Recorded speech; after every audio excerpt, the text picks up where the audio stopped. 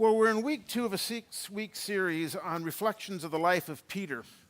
And today we're going to be talking about Jesus walking on water. And the title comes from John Ortberg's book, If You Want to Walk on Water, You've Got to Get Out of the Boat. This was his second book he wrote. If you like to read and you want some intelligent, clever stories and you want some good theology, get this book and read it. If you don't worry, I'll preach through it soon enough. Because when Ortberg says something, I tend to enjoy preaching it. Now, I want to start, though, in World War II, and I want to start in Europe. When the Nazis took over Denmark, it was very strategic. It was a sharp place to go, and they started going into Norway, but it was a very sharp place to go. And there was a guy named Kai Munk who was a pastor, and he was one of the main leaders of the resistance, one of the main voices that reverberated throughout Europe. And he, in 1944, the Nazis caught up with him, took him out to a field, and executed him. But before that, he was constantly challenging their moral fiber of the country and of the people. He was speaking to some of the pastors who happened to be working in the underground church. And he said, "What is the task of the preacher today? Shall I answer faith, hope, and love? That sounds beautiful. But I would say courage. No, even that's not challenging enough to be the whole truth. Our task today is recklessness. For what we Christians lack is most assuredly not psychology or literature. We lack holy rage, being disappointed and angry at what the enemy is doing to our communities, to our children, to ourselves. The signs of the Christian church have always been the lion and the lamb, the dove and the fish, but never the chameleon. One of the reasons I wanted to study Peter is I don't think you ever had to worry about him being a chameleon. He was a ready, fire, aim kind of guy. Sometimes he moved and talked and spoke before his brain caught up with his tongue. But I love that phrase because that's who Peter was. He had a recklessness about him. He had a holy rage about him. And I found that just to be really, really refreshing. In 1890, there was an editor from one of the New York newspapers who wrote a book called How the Other Half Lives, and it was talking about the haves versus the have-nots, and he was showing all sorts of pictures and stories of how the have-nots were struggling. And the young man read that book, and he went to his office, the newspaper man's office. He wasn't there, so he left a note and said, "Read the book, here to help, Theodore Roosevelt." So as we're studying Peter, here's one of the things that I want us to ponder. Are we reading the book, the scriptures, and are we ready to help? Or do we want to just stay in the boat and let someone else do the heavy lifting?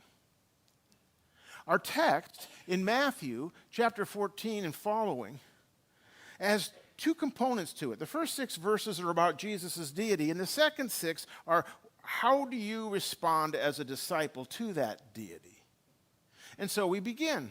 Immediately, Jesus made the disciples get into the boat and go on ahead of him to the other side while he dismissed the crowd. After he had dismissed them, he went up on a mountainside by himself to pray. There's a whole sermon right there by himself. Later that night, he was there alone, and the boat was already considerable distance from land, buffeted by the waves because the wind was against it. In 1986, there was a big drought in the Middle East, so much so that the Sea of Galilee began to recede. And up in the northwest part, up where Capernaum was over here, and over here by Bethsaida, where Peter was at, they found a piece of wood sticking out of the mud, so archaeologists went and dug it out. They did the carbon dating, and they came up and said it's from 50 BC. Archaeologists did more research and said 50 BC to 50 AD. This is what they found. They call it the Jesus boat. It's in the museum. You can look it up and Google it, the Jesus boat. But they said the average boat in the Sea of Galilee is probably able to hold 13 people, would have a sail in the middle, and then 4 sets of places for people to row. Now, if you're out in the middle of a storm and the water's buffeting you, the wind is buffeting you, pull the sail down, you've got 12 guys rowing. and nervous of the wind that's coming around and the waves that are buffeting the boat. Now, another background piece of information we need to know is this, is whether you were from Egypt, Jerusalem, Rome, Babylon, Assyria, or Persia, there was a mindset and a belief that only gods walk on water. Only gods walk on water. So this is Caligula. He was the emperor from 37 AD to 41 AD, very, very narcissistic, very arrogant. And what he did is in one of the bays, he had his engineers build a bridge that went across from one side of the bay to the other, but if you were over on shore, you couldn't see the bridge. And he did it intentionally so that he could get on his horse and ride and look like he's walking on water, because he wanted them to believe that he was a god. Now, he only lasted 4 years before the Senate and his own military men killed him, so he wasn't that big of a god, but he, that's what he believed. So we continue with our story. Shortly before dawn, Jesus went out to them walking on the lake. When the disciples saw him walking on the lake, they were terrified. Water represents two things in the Hebrew Scriptures: chaos or purification. And usually they're together. But the Red Sea opened up and they were being purified as they went from one place to another. That's one of the places we get our understanding of baptism. The flood came and it brought chaos, but it purified. In the beginning, it was dark and it was chaos. The water was dark and chaos. And God brought order out of that chaos. Now, the Hebrew people really didn't like being in oceans because of Leviathan, big fish that they thought were monsters. They also believed at the very bottom of the oceans and of the sea, it might be portals. So when the water's chaotic, it might go to the underworld, the afterlife. So it's 141 feet down into the Sea of Galilee. You've got water and wind, and all of a sudden they see Jesus walking on the lake, and they were terrified, and they said, "It's a ghost." But Jesus immediately said to them, "Take courage, it is I. Don't be afraid." But here's the key. In the Greek, what it says is, "Have courage, I am." I am. Now, do you remember that phrase, "I am"? It comes from Moses, right? He's talking to the burning bush. He's talking to God. "I know you want me to go talk to Pharaoh. I know you want me to help lead the people out of slavery. Who should I say sent me?" And he goes, "Yahweh." 4 consonants. It sounds like you're breathing. Yahweh. And it's where we get the word Yahweh from. And so the best we can understand, it's a form of the verb to be. It's past, I was who I was. It's present, I am who I am. It's future, I'll be who I'll be. I am the God of breath and life. Time doesn't affect me. I am. I am sent you. So sometimes people will say silly things. And sometimes people will say, well, you know, Jesus never said he was God. That was something the church put on him after a few centuries. And I don't mean to be demeaning, so please hear this in the spirit. I mean it, but they're just ignorant when they say that. I'm ignorant a lot of it. You do not want me working on your car. I'm ignorant in cars. You don't want to come over to my house and have me do dentistry to you. I'm ignorant when it comes to dentistry. Don't bring me your taxes. I haven't studied those things. So sometimes people say things, they think they're being smart, but they just haven't done the research. I'm telling you, if you read the Gospels and understand the Old Testament, Jesus is constantly making a reference to Genesis 1, 2, and 3. I am he who's come, the Messiah, the anointed one, to step on the head of the snake. I'm the one you've been waiting for. Fully God and fully man. In fact, Mark puts it this way. Mark says Jesus saw the disciples straining at the oars because the wind was against them. About the 4th watch of the night, he went out to them walking on the lake, and he was about to what? Pass them by. Now that always kind of made me think. It confused me. At first, when I was younger, I thought, well, maybe the storm was so bad that he didn't see him. And he's like, where are you guys? Where are you? He's passing. No, we're over here. Oh, okay. But that's not what it's about. So what is it? Then I thought maybe he was just being coy. He's just out for a walk and goes, oh, hi guys, you out here too? But that's not what's going on. It's that phrase to pass by. It's an echo. It's a Hebrewism. So do you remember when else he said that? Do you remember what he said to Moses after the golden calf? He says, I'm going to go ahead and send you guys to the promised land. You just don't get my presence. And God says, oh, Moses says, don't send us without your presence. Then Moses said to him, if your presence does not go with us, do not send us up from here. How will anyone know that you are pleased with me and the people unless you go with us? What else will distinguish us as your people from the other people on the face of the earth? And Yahweh said to Moses, I will do the very thing you've asked because I am pleased with you and I know you by name. Then Moses said, now show me your glory. And the Lord said, I will cause all my goodness to pass in front of you. With Elijah, he's tired, he's whiny. And the Lord said, go stand on the mountain in the presence of Yahweh, for the Lord is about to pass you by. And there was wind and earthquake and fire, and God wasn't there, but God was in the what? The gentle whisper, the still small voice. So this phrase, to pass by, a theologian named Garland says, if you study it, what it means is God is making a striking temporary appearance in the earthly realm to a select individual or group for the purpose of communicating a message. God is saying to Moses, Moses, I want you to get prepared. You're going to be leading my people out of slavery. Elijah, I know you think you're alone. I've got 7,000 more people, but we're just getting started. Hey, you 12 disciples, you now understand who I am. I'm telling you, I am God. I am deity. I just don't do miracles. This is who I am. And we're just getting started, and I've got work for you to do as my disciples. Are you ready to do it? So the question's going to be, how do they respond to it?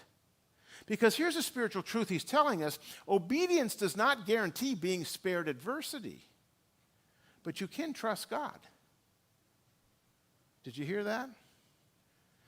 Sometimes we're being obedient, and all of a sudden things go wrong. We're like, well, where's God? Where's he at? What did I do wrong? You didn't do anything wrong. You're being obedient. But this is what we said last week. When the scripture says, don't be afraid, they're telling you that because there's a reason to be afraid. So keep your eyes on God. Keep your eyes on God, and when the wind and the waves and the storms come, he will navigate. You're going to get wet at times. You're going to get bruised and dinged at times, but keep your eyes on him because he's going to go through it with you.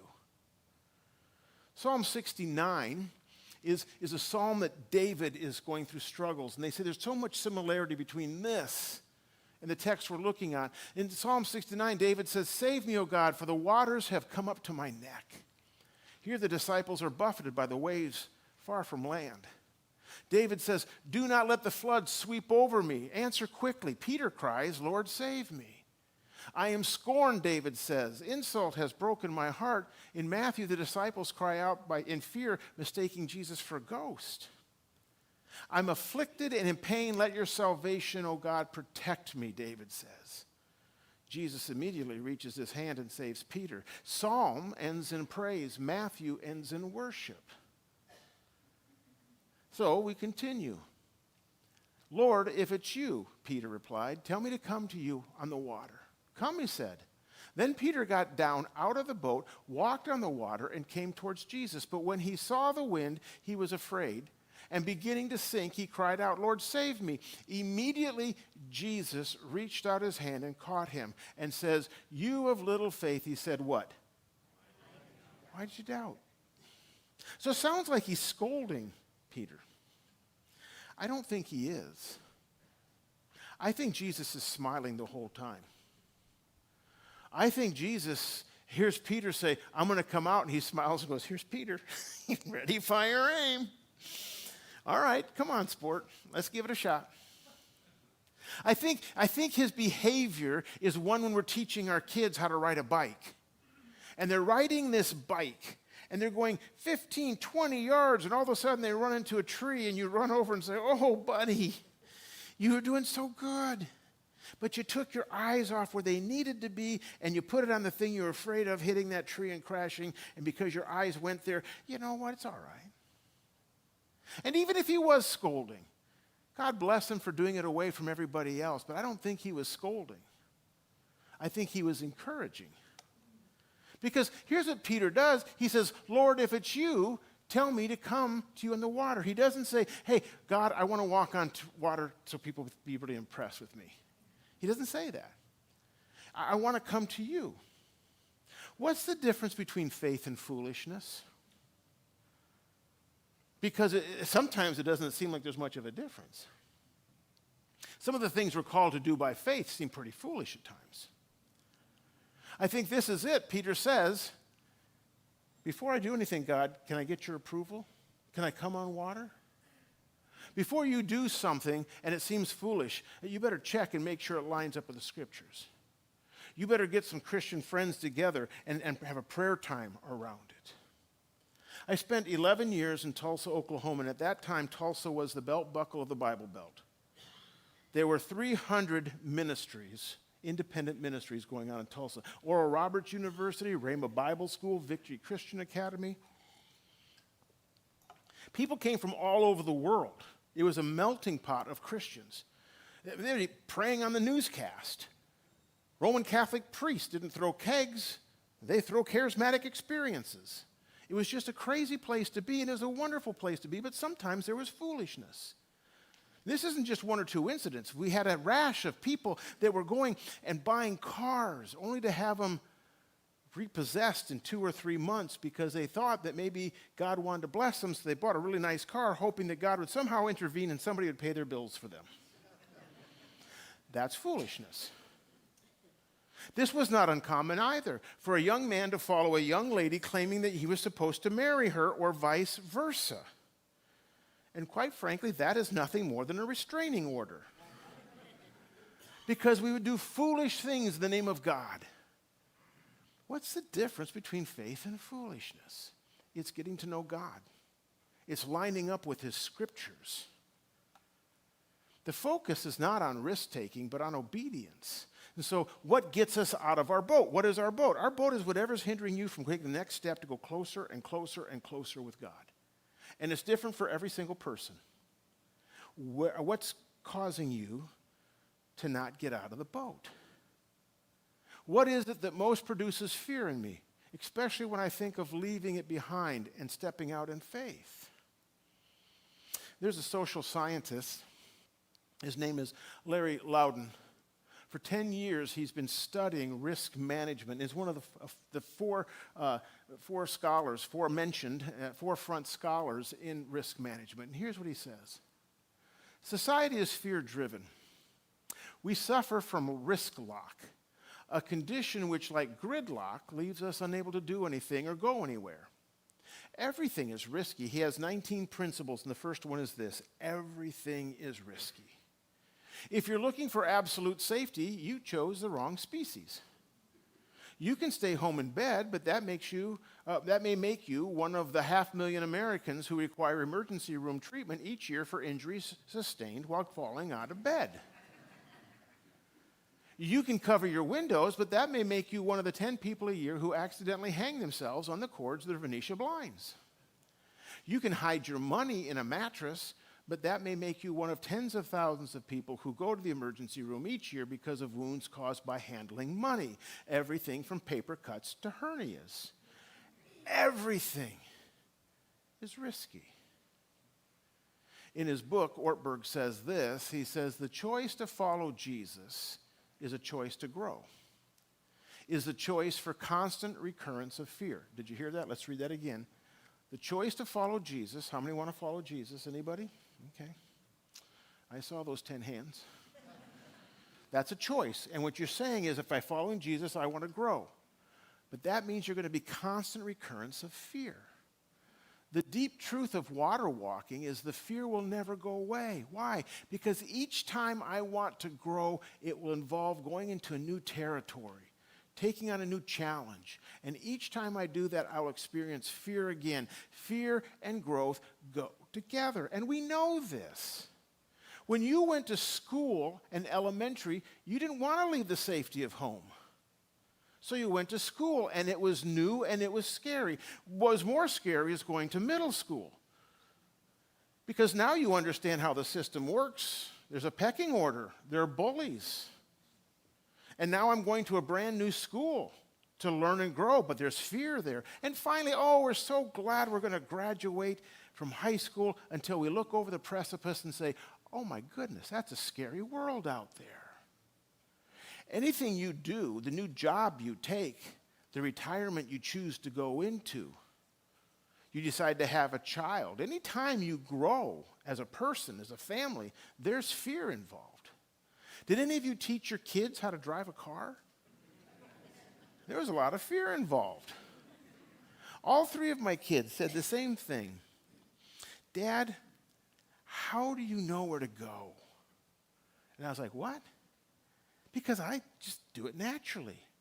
When you get in the car and we say we're going to go and we're going to eat at Chili's, you just get in the car and drive us to Chili's. I said, well, I've been to Chili's a few times. How about church? How about school? How will we know just to get in the car and go? And I said, well, you'll learn and you'll make mistakes and you'll get lost at times. But that's just part of the process. This is before GPSs. So the question Ortberg asks is, did Peter fail? Failure is not an event, but rather a judgment about an event. Failure is not something that happens to us or a label we attach to things. It's a way we think about outcomes. So he tells the story of Jonas Salk, who founded the vaccine for polio. But 200 times he tried to find a vaccine for polio, and it didn't work. So when he found the vaccine, one of the newspaper reporters said, how does it feel to know you've been successful after failing 200 times?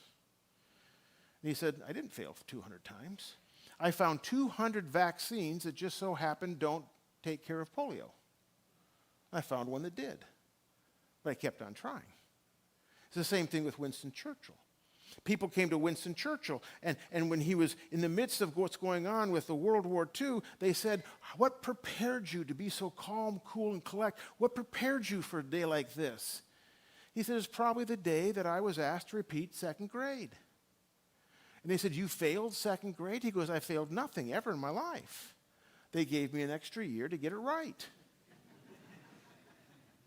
Failure and growth go hand in hand. Getting on the boat, sometimes you're going to get wet. Did Peter fail? Well, I suppose in a way he did. His faith wasn't strong enough. His doubts were stronger. He saw the wind. He took his eyes off where they should have been. He sank. He failed. But Ortberg says, but here's what I think. I think there were even bigger failures sitting in the boat. They failed quietly. They failed privately. Their failure went unnoticed, unobserved, uncriticized. Only Peter knew the shame of public failure. But only Peter knew two other things as well. Only Peter knew the glory of walking on water. And only Peter knew the glory of being lifted up by Jesus in a moment of desperate need. Peter knew in a way the others could not, that when he sank, Jesus would be wholly adequate to save him. Have you noticed when you read near-death experiences, the majority of the people that have those experiences come out and say, I'm no longer afraid of death. I'm no longer afraid of death. I can't explain everything that went on, but I do know this. I had a peace that passeth all understanding. I saw something and experienced something that just was so calming and soothing. I think Peter, once he had this experience, could cut ears off people, could get excited about things, could be bold whether he knew what he was doing or not knowing what he was doing. Because he knew that he had a Savior who was going to help him up when he started to sink. They tell us that in America, the number one thing that people are afraid of is public speaking. Did you know that? I never understood that. I don't know how to do a lot of things, but I've never been afraid of public speaking. Do you know what I am afraid of? Speaking without having something to say. That's nerve-wracking for anybody who gets up to speak, knowing there's people looking at you and I got nothing. It's the woman who sat down and she's a piano concert and she's going to play and she's with the symphony and she realizes the symphony is playing a different song than I practiced. And no matter how good at piano I am, I'm just not quite ready. But here's the good news. We've been given the book. Are we reading it? Are we stepping forward and saying, I've read the book, here I am? How do I help? How do I move from here to here? From here to here? How do I take the next steps in my faith so I'm not just sitting every Sunday in the boat? How do I get out and do something? Are you willing to get out of the boat? It's the only way for real spiritual growth is to take those steps. It's the way true faith develops. It is the alternative to boredom and stagnation that causes people to wither up and die. And we've all seen those folks in churches. They've been in church all their life. There's been no transformation, no change. They talk about being spiritual, but you look at them, they're just withered, and there's nothing there. There's no joy. There's no energy. It's part of discovering and obeying your calling. There is nothing more exciting than being a follower of Jesus. And if that's not true for you, you need to do some reflection. You need to get out of the boat. While the band is getting in place, let me give you one last thought. It comes from Soren Kierkegaard. He tells a story of the wild goose. The wild goose was flying by with all the other geese, and someone shot him. He got buckshot in his wings, so he came down, and he landed in a barnyard. And he landed around a bunch of chickens and tame geese and tame ducks and other barnyard animals. And they were fascinated by him because they saw him come from the sky. They saw him flying. So while his wing was healing, they began to ask him questions. What's it like to fly? Oh, it's beautiful. When you're up there, that's why God gave us wings. When you're up there flying, you get up into the clouds, you look down. This little farm looks like a postage stamp, and you all look like specks. You will love flying. It's just fantastic. And they loved listening to him fly so much that they moved a platform over, a box that he could stand on so people could hear him more clearly. And they just loved to be regaled with his stories. But not one of them ever chose to actually try flying. It was more comfortable just to hear the stories and live vicariously through him than actually taking time to fly. And the wild goose got comfortable. And even after his wing healed, he never flew again. It was better just to talk about the celebrations of the past rather than living new and fresh ones. May we not be that church. May we not be a church that keeps on talking about that one day, that one time, that one mission trip. Remember that one pastor. We got wings. May we be the church that flies, that gets out of the boat, that said, we've read the book. Here I am. What's next? And God's people said,